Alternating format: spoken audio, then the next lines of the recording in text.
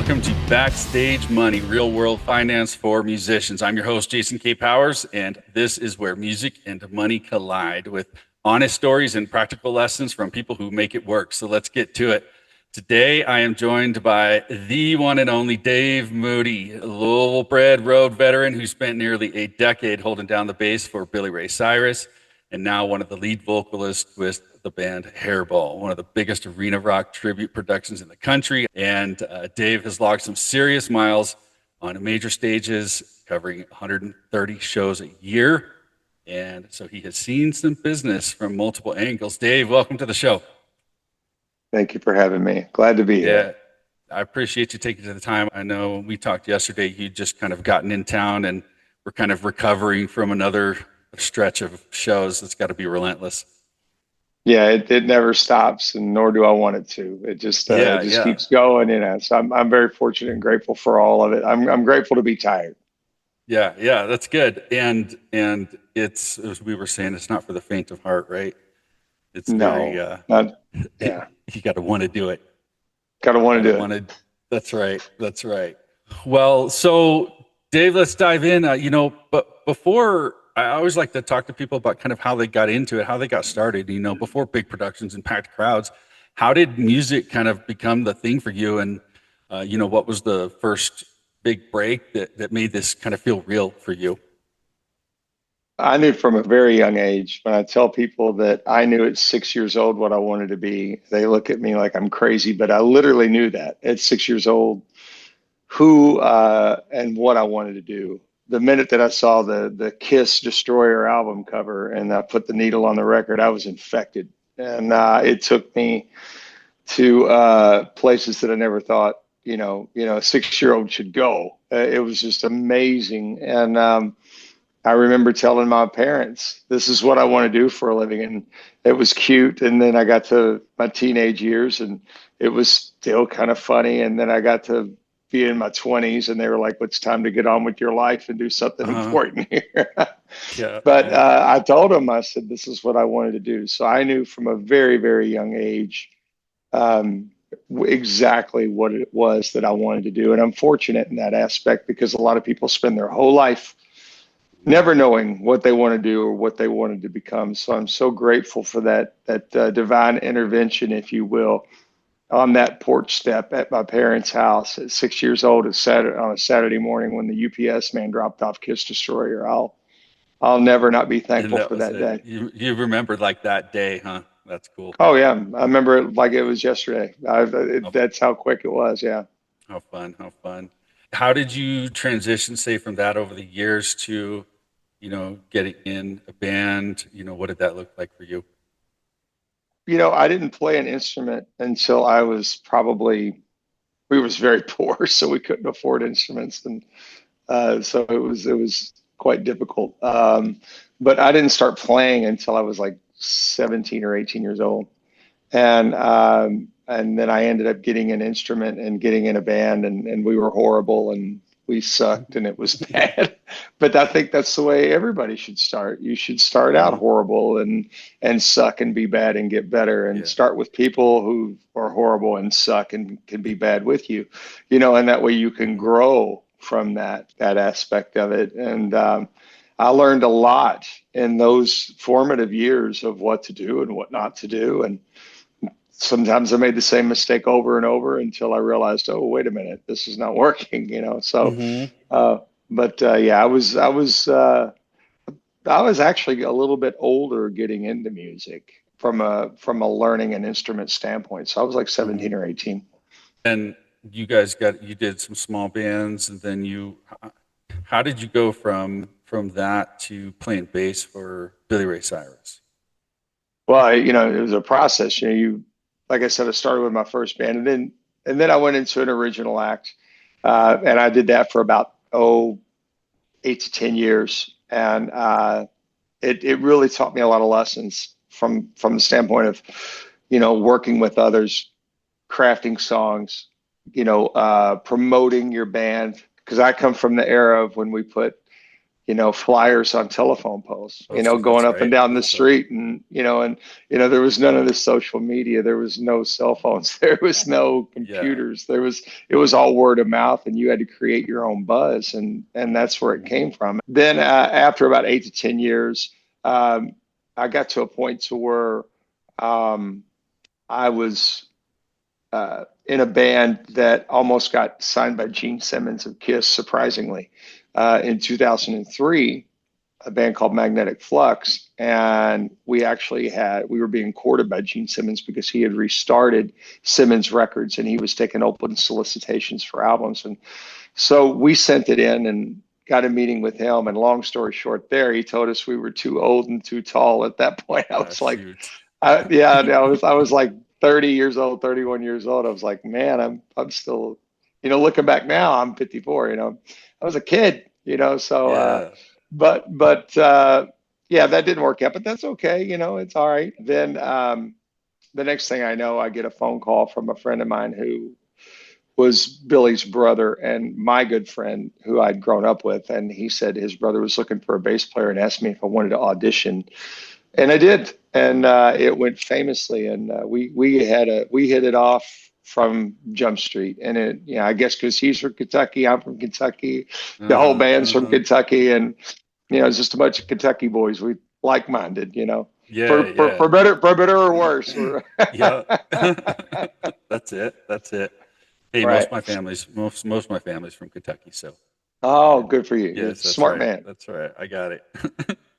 Well, So, so you learned a lot over these years, these early years, and then you got in, with Billy Ray Cyrus and learned mm-hmm, even more, mm-hmm. and right, and now you've been at it a few decades now, and so what is, maybe going all the way back? What's one money lesson you wish you'd known when you started in music? What's some things you Oh, wish you'd known, man, when you got started, that you're like, gosh, if everybody would know this walking into it.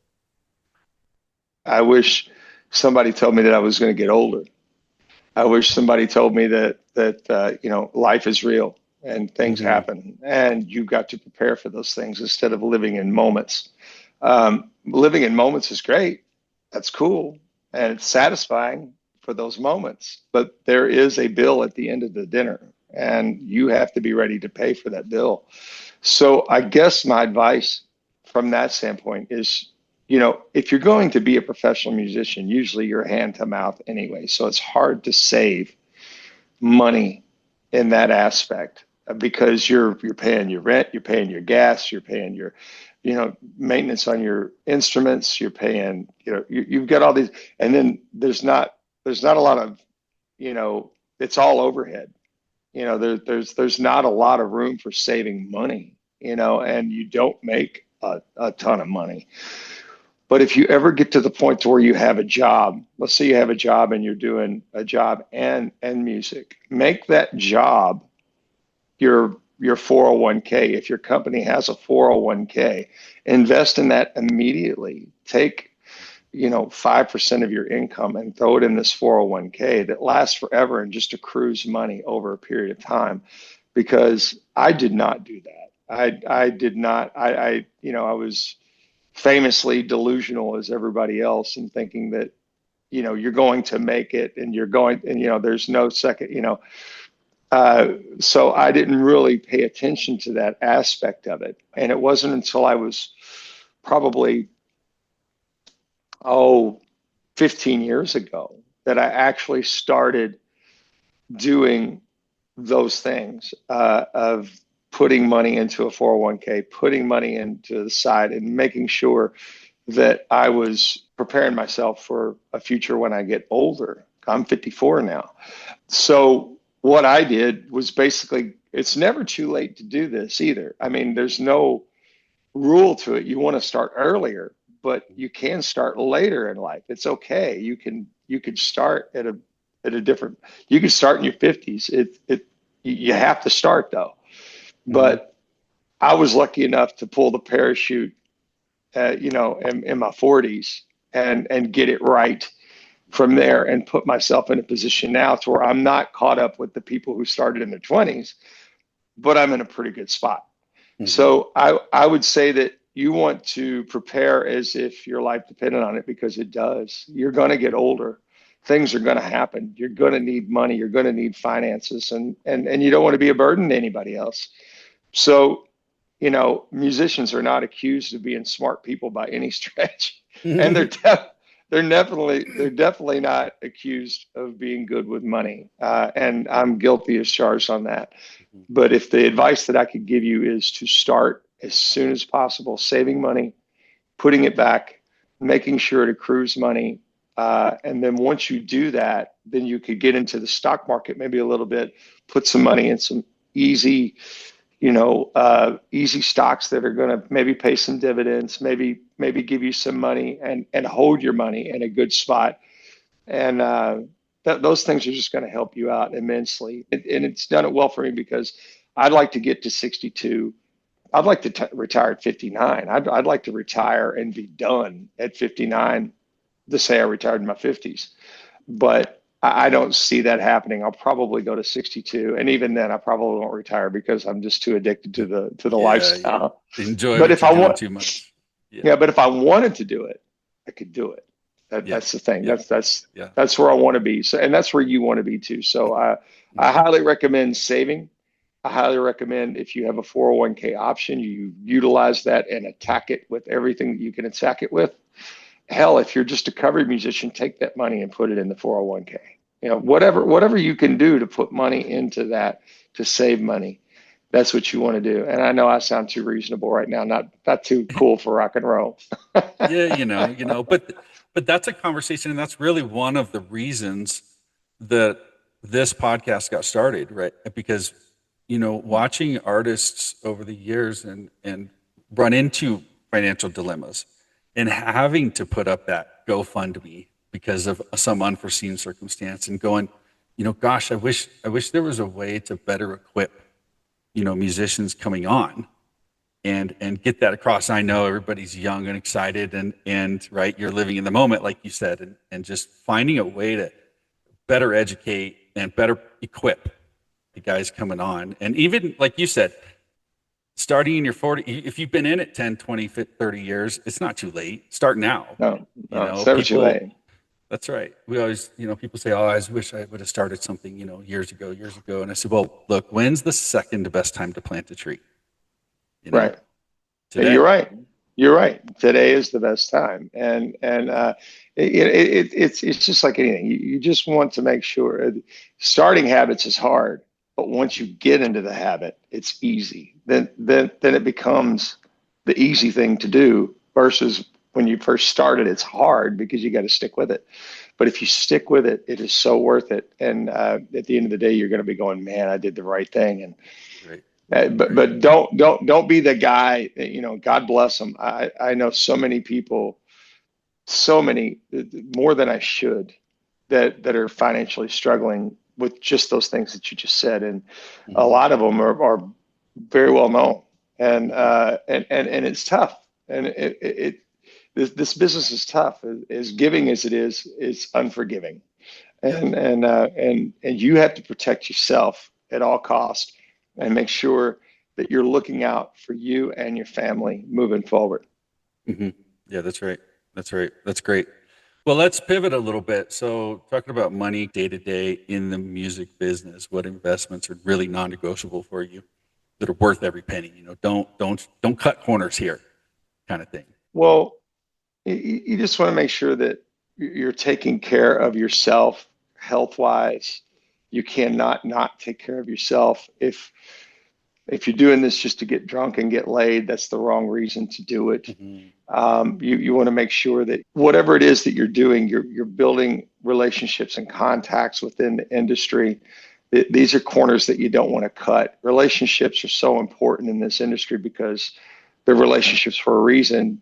They're going to feed you later on in life if you build these relationships. So you want to make sure that you do that.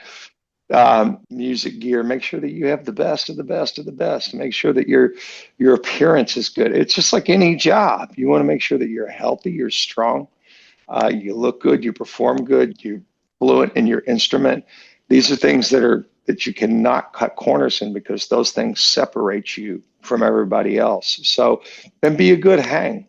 Be a person that is easy to get along with, not necessarily agreeable, but good to hang around with. A person that is like a guy that you could count on, a guy that can be, it's like my dad always told me: arrive 15 minutes early, stay 15 minutes late, work harder than anybody else. And I got to tell you right now, in this industry, musicians, and I'm speaking to you, are inherently lazy. They're entitled.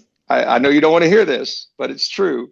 They're inherently lazy and they're entitled. It takes this much effort to outwork a musician. I mean, just that much more than somebody else, because they think that talent or their ability and somebody's going to find them. No, it's relationships, it's your attitude, it's your musicianship, it's everything. It's all of these things. It's not just one thing. So the corners that I wouldn't cut are the ones that are the small details that allow you to achieve more than other people. So stay on those things and you should be able to succeed, at least more than the next person. That's great. I think just kind of spinning off of that, what I appreciate with you guys, and I've watched you guys for a while, and what's your opinion on big shows, small shows? What shows do you take? Do everything you get your hands on, ditch the little ones? I mean, I hear a variety, and I think I know what your answer is going to be, but yeah, what's your perspective? I love them all. They all pay, they all pay the bills. So I treat every room as if it was Madison Square Garden. You don't look at a crowd and think they don't deserve my best because there's less people there. You look at a crowd and go, they're going to get the best of me every single time I walk out on stage, because not only you're representing the band, you're representing yourself, and there should be integrity in that. There should be no mailing it in. If you hear somebody say they're mailing it in, that's not the people you want to be associated with. You want to be strong and deliver every single night. I'm a firm believer in that, and that's what's allowed me to do the small amount of success that I have had. It all comes from hard work and paying attention and getting up on stage and never turning your back on that. Yeah, I've seen you guys a few times in a couple different size venues, and that's what stuck out to me, because one show in particular I went to when I knew where it was, I was like, I'm quite surprised they're playing here, actually, because I've seen them fill 3 times as big a venue. And I always appreciated that about you guys, just kind of taking, like you said, even the small gigs, and that's the stuff people can go to. And you guys show up, and it was just as incredible of a performance as the big venue, and that's awesome.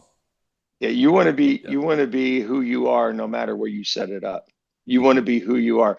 Let's take, for example, like a brand like Coca-Cola. Okay. Coca-Cola is sold in stadiums around the world, but it's also sold in small convenience stores around the world. Do you think Coca-Cola in the smallest convenience store in the worst neighborhood is any different than the Coca-Cola that's being sold in a stadium at a football game? No, they're always Coca-Cola. So when you show up, always be who you are and what your product is and what you expect to deliver to that crowd. You get people one at a time. You know what I'm saying? You get your audience built one at a time, one person at a time. And it's, don't get me wrong, we've done stadiums and we've done small little clubs. And we've done most of the small stuff we do, though, is private events. Most of the stuff we do is like, or if we're building a market, we'll have to go into, a place that has never heard of us, in maybe Tucson, Arizona. Maybe they've never heard of us, and we have to go into a club, or a small theater, and like a 700,000-800,000 seat theater, it's small, and build our brand there and build them one at a time. But there's never a time where we don't show up and go, well, we're just going to mail it in tonight. We're not going to be Hairball. We're not going to wear the costume. No, you're going to get every single bit of what we do. We do not mail nothing in. So your responsibility is to the people that are paying to see you, no matter if it's one person or 50,000. So spinning from that, kind of to the business side of things, with Hairball in particular, are there any parts of the business that say you touch directly? How's that look for you guys? This band is built on alphas. So like all the singers have ran their bands before they got into this band. Mm-hmm. All the musicians that are on the stage, the drummer, the bass player, and the guitar player, have all ran their own bands. So it's all a bunch of alpha dogs following an alpha dog. So we know that we're a Swiss knife for Mm-hmm. Happy, for Chainsaw. We know that we're like, if they need something done, they know that their generals can march into war and take care of Yeah. it. It's not a problem. Yeah. They give me something to do. I can do it. It's not a problem. Mm-hmm. And that's a wonderful place to be. If you think about it, to look at Yeah. your team and go, there's not a weak link. This Yeah. is a strong chain, so that's the best part of being in this band, is that Mm-hmm. everybody's so strong in Mm-hmm. everything that they do, musicianship, business wise, good hang wise, Mm-hmm. being a good person, all of it is wonderful. It's very, very, it's very, very unicornish in, Yeah. in Yeah. the world Well, that we live in. Yeah. right. So on that, I saw you post something the other day. You guys were somewhere and it was a good group photo, and you talked about you guys just being on the road together and being like a family, Mm-hmm. and with a group, as you put it, of alphas, are there things that you guys keep an eye on or make sure or are intentional about, that everybody's on the same page, communicating well, and things aren't, the egos aren't coming in to play too much, and everybody's kind of working for each other. How do you handle that? Well, it goes back to what I said a minute ago. The product is number one, and a good idea is a good idea no matter where it comes from, and you will succeed as long as you don't care who gets the credit. It doesn't matter to us who gets the credit for what. It's the band that wins. It's the product that wins. It's the audience that wins. Everybody wins. If you don't care who gets the credit, then you're truly part of a team, and that's what Hairball is. And then we're very supportive of each other. Somebody has a good idea, sometimes it gets used, sometimes it doesn't. Most of the time, I don't even offer ideas. They come and ask my opinion. What do you think about this? And then I'll give them my opinion. And if they don't use it, I don't get butthurt about it. They Mm-hmm. just wanted to do their research on what the best idea might be. Maybe Mm-hmm. my idea wasn't the best idea. Maybe my way wasn't the best idea. That's okay. I don't care who gets the success as long as we cross the finish line together. That's all I care about. And that's all everybody cares about. Mm-hmm. Yeah, maintaining that humility in the band. Yes, correct. Yep. Don't be too big for your britches. Just be thankful that you got them to put on. You know what I'm saying? Yep. It really is about making sure that you're team oriented. You're not me oriented. Pay attention to the product. Pay attention to the ultimate goal.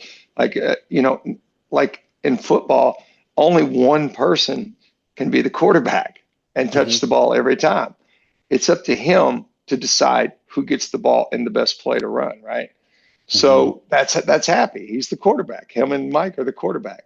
And we're like the receivers and the running backs, and some of us are blocking and some of us are running the play. Some of us are Mm-hmm. downfield for a bomb. So either way, they all end up celebrating in the end zone. They Yep. all end up celebrating. So that's us. Yep. Yep. That's great. So let's touch on real quick. We talked about before the show, kind of in your expansive experience, what pay models have you seen bands do that do and don't work? Whether or not you're giving advice on you should definitely do this, but what pay models have you seen work and not work that bands try to put out there? Well, the thing that you have to do is first you have to have a product that everybody loves. You have to have, like, let's say that you're starting a tribute band. And this is free advice, kids. Let's say you're starting a tribute band. First thing you want to do is find a band, of course, that has 20 monstrous stadium hits. Just huge, that everybody loves. It's universal. It's just this band that little old ladies love and little kids love, and they can all come to your show. That's number one. Number two is developing the product at a top-notch level, making sure that everything is 100%, buttoned up to a T. You want it to be so tight and so good that it's like, oh my God, this sounds just like it. And then you want it to look as close as you can to that product. You want to have the instrumentation. You want to have the clothes. You want to have the mannerisms of the people that you're doing. You want to make sure that you're doing all those things. And the models that I've seen, they don't pay attention to details. They don't pay attention. They just think that they're going to, because I've had some people come up to me and ask me, for help in starting a tribute. And I'm more than happy to give this advice because I tell them all the same thing. But they think that they're going to start a band, and just because it's a tribute, that they're going to make $5,000 to $10,000 a night. That is not how it works. That is not how it works. What you have to do is develop the product, and you got to take it to the people and work your ass off and develop your crowd. And that takes time and effort. And then you got to surround yourself with people who are like-minded, who want the same thing that you want, and that are willing to pull in the same direction, because this life is not for everybody. Everybody thinks they want to be a rock star until they're gone from home for 230 days a year. Then they understand, oh, when I come home, my dog growls at me because he hasn't seen me. Yeah. My wife is like kind of upset that I'm not here today to help when something breaks around the house. So you have to have like-minded people that want to do this and want to achieve. And the models that I've seen are people that some of them have been fantastic that I've seen that have worked great. But then again, I've seen some that have this misconception of, I'm going to put tribute by AC/DC or Def Leppard or Motley Crue or whatever, and we're going to make this much money. This is not how it works, people. You actually have to work hard, find a great booking agent, take every shit detail that you can find in the beginning, just so people can see you, so people can hear your product, and then you can develop that thing and you can develop those crowds. A lot of people don't get that message, and they just have this misconception that it's just going to be easy. It's not. It's the grind, right? You got to go through the hard days to get to the good days. There's no other way. There really is no other way. Yeah. I remember when we started Thunderstruck, that ended up being the biggest AC/DC tribute band in the world. It was huge. It was monstrous before I joined Hairball. And we took every crap detail you could think of. We rode in sedans, pulling, with a box truck, pinched in like this, grown men like this for 700 miles, eating hamburgers like this, Yeah. I mean, saving, like pinching pennies so hard that the copper got on your fingertips. I mean, it was really, really tight. The margins were really, really tight. And we started out like that, and nobody knew who we were. Nobody had an idea, but we started delivering that product. And that's where it starts. You have to want to do it. You have to want to be there. And the people with you have to want to be there. It's a team. Like I said, doesn't matter who has the ball or who gets the credit, that we all win. Cool. All right, let's shift gears here a little bit and start landing the plane. Give me a fun, memorable, funny story you got. Life on the road.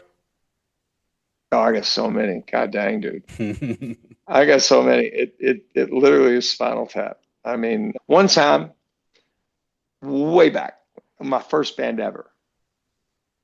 We had a band, and we was playing a show in a little old jamboree.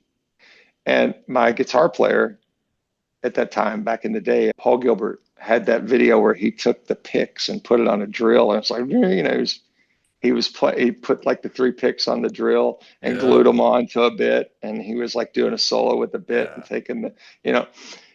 So he's doing the Star Spangled Banner with the picks on the thing and the drill. And then he gets done and he hands me the drill. And I was singing at the time. And he hands me the drill. And I take the drill and I'm like putting it in the microphone. I had really long hair. And he takes, he gives me the drill and I'm putting it in the microphone going, and I put it up like this, going, not realizing that the suction from the drill is very real. And it went, and my hair got caught into it.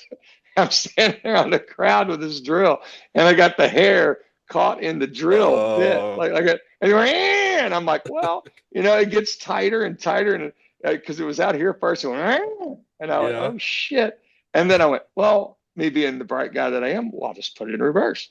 I put it in reverse and thinking it was going to go do that. It went, Oh no. and it got You it got the got up buzzer. to got up to my head. I had to run off stage and rip my hair out. Oh my gosh. But that Oh that my was gosh. that was pretty funny. That Pretty is funny. funny. Yeah, yeah. It's went So from bad to worse.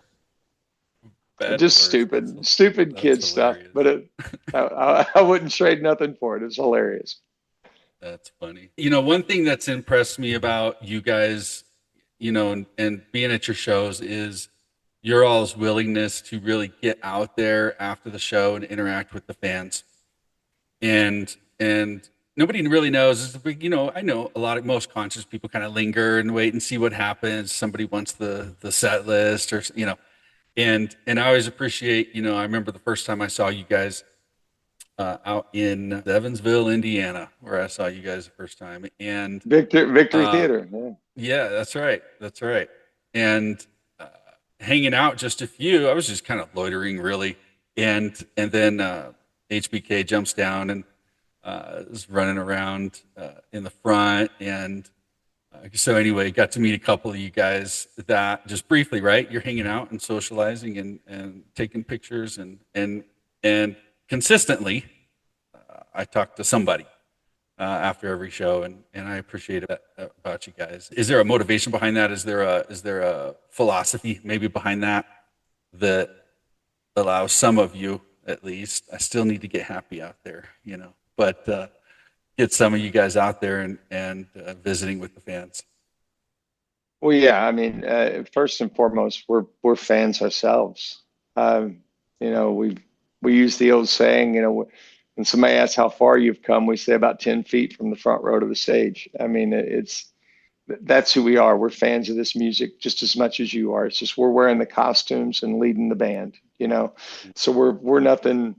We're just like you. We're no different. And everybody in the band has that same mentality, and we're all grateful for everybody that comes and see us. I laugh every single time. Like we'll see kids down there, and I'll go, well, thank you for coming out and seeing middle-aged men in spandex and lipstick and high heels. We really appreciate it. Yeah, So yeah. we're humbled by it, and we want to let the crowd know, we're not above anybody. We're just people, just like everybody else, and we enjoy this music just as much as you do. And to get to perform, it's the blessing. And if it means making somebody's day to go down and shake their hand and give them a hug and a picture and a set list and a pick or a drumstick, and just be so thankful, because they have no idea what it is that they do for us, to allow us to do this. So we're grateful for them, and we never turn our back on that ever. It's Mhm. very what you see is very genuine, and we do it every single night. Yeah, yeah, yeah. That's great. All right, so I'm going to leave this open ended. Any final thoughts, opinions, advice that you want to throw out there? Going back to the beginning when you asked me about the money thing, that's I want to help people avoid what I stepped in. I want people to achieve, I want people to succeed. And the best way to do that is by listening to people like you and people like me who have fallen in these traps or seen these mines in the field and actually hit them, and we're walking like, Paralympic people, we're, we're, we're, we got limbs missing financially, but yeah, if we can get you to miss those mines, that's what I want. You should get into your 401k, start developing the habit of taking care of yourself and your family, start developing the habit of, looking, be healthy, stay healthy. You stay in the game longer. Your personal health is so important. Eat right. I know these are not rock and roll things, man. These are not, but they're very important, and they add to longevity. People ask all the time, how have you stuck in the game so long? And it's because I pay attention to, one, my failures, the things that I messed up on, and I try to fix them. Two, I'm always looking for betterment and the way to make myself better. And if I can do that, and then three, I don't own any of my blessings, so I try to give them away like I'm doing right now. And the best thing that I can tell you is, please look into taking care of yourself in all of those ways, financially, health-wise, and mentally. Just do everything you can and always be grateful for what you have. Mm-hmm, mm-hmm. That's great. It's such a good conversation, So where should people follow you? Where can people find out more about what's going on with Hairball? What do you guys got going on this year? Tell me. It'd be easy to tell you what we don't have going on. We got everything going on. I mean, if you go to hairballonline.com, you'll see it. We do over 130 shows a year. And like I said, I'm gone about 230 days out of the year. So we work, man. We do not stop. And it's crazy. Mm-hmm. Hopefully we'll see you out there. We're all over the United States. We got a big Canadian tour coming up in March that we just announced. The tour's been announced for next year. It's called Balls to the Wall. It'll be the 26th summer that we've done it. And man, amazing. And so we're thankful, dude. What can I tell you? We're blessed and we're grateful and we're thankful and we never turn our back on it. Yep. Yeah, I would say to the listener, definitely get out there and see these guys. It is nothing but fun. I've already got my tickets for the next tour, and so nice. We'll be seeing you there.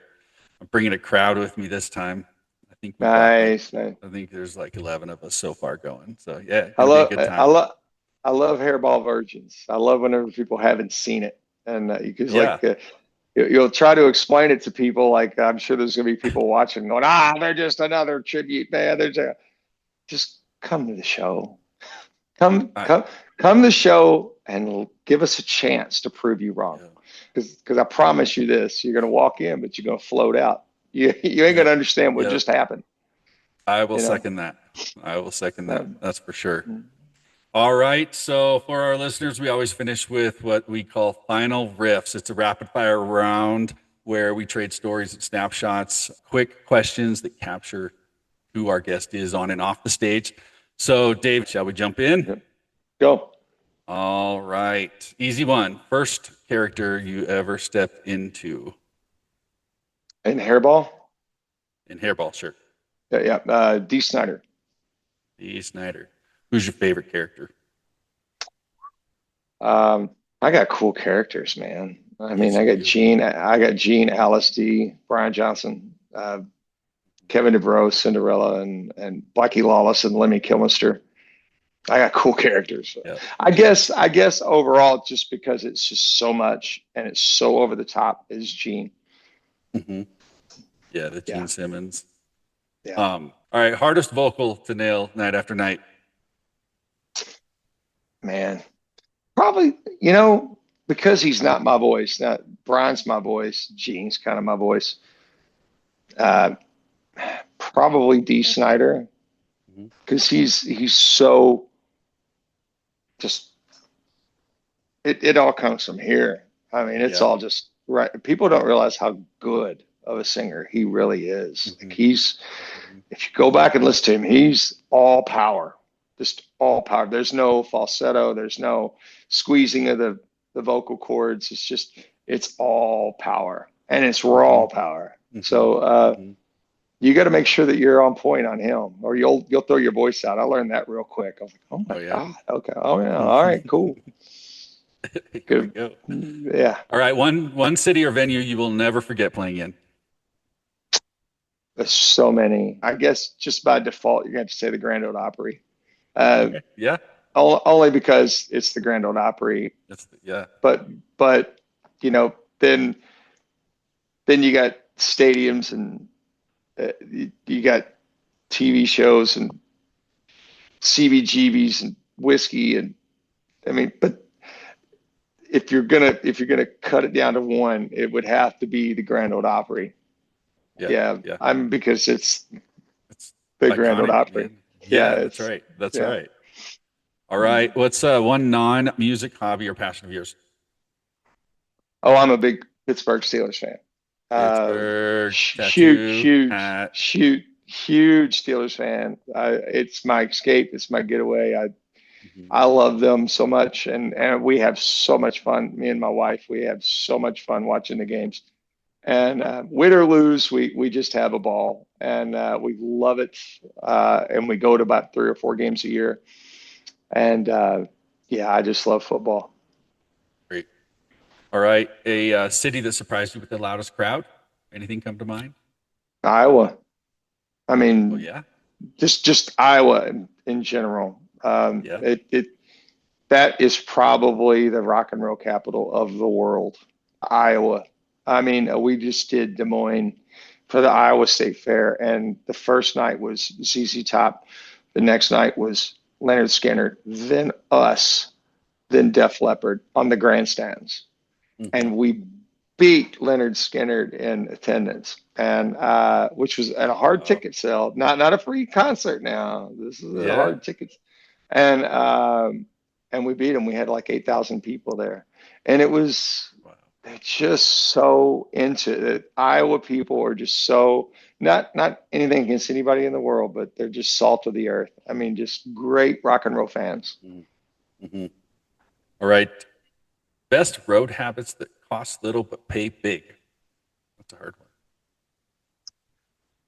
Being prepared in your packing.